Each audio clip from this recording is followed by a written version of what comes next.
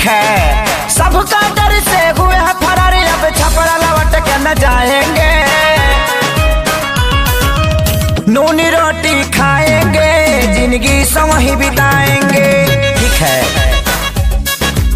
नूनी रोटी खाएंगे, जिंदगी संग ही बिताएंगे। ठीक है। कैसो कैसो प्यार भइल, इनसे इजहार भइल। ठीक है। कैसो कैसो प्यार भइल, इनसे इजहार भइल। काने काने जाने कैसे गाँव में प्रचार भइल। ठीक है। पंचायत कई बार भइल, थाने FIR भइल। हमारा घर से इनका घर से लाठी लाठी मार भइल। ठीक है। धोएंगे पलट बाकी नहीं के संग में, घर अपना हम बसाएंगे। ठीक है।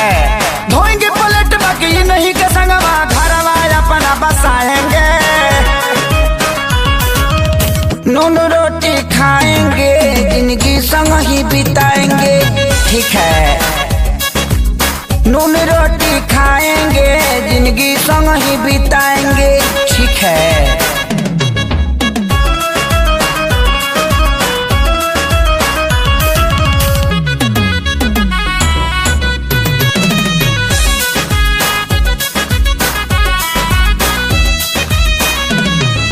जाड़ा वाला रात रहे, माघी बरसात रहे। ठीक है। जाड़ा वाला रात रहे, माघी बरसात रहे। 8 बजे मिले खातिर इनका से बात रहे। ठीक है। मिले वाला धुन रहल, देह में जुनून रहल। काट ले कुकुर साला हर हर खून बहल। ठीक है। गोली भोले मारी दी कोई, इनको न हम बिसराएंगे। ठीक है। गोली भोले मारी दी के हुई, इनको न हम बिसराएंगे। नूनी रोटी खाएंगे, जिंदगी संग ही बिताएंगे। ठीक है।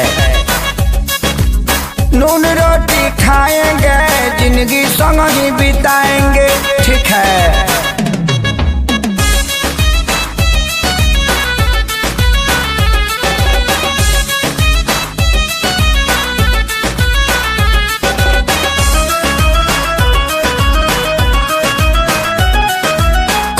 मर जाए, इनका खातिर लड़ जाए। ठीक है।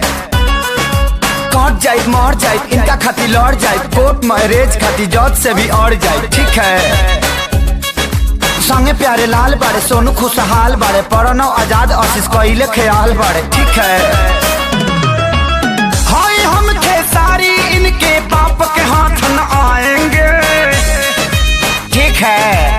हाय हम खेसारी, इनके बाप के हाथ न आएंगे। नून रोटी खाएंगे, जिंदगी संग ही बिताएंगे।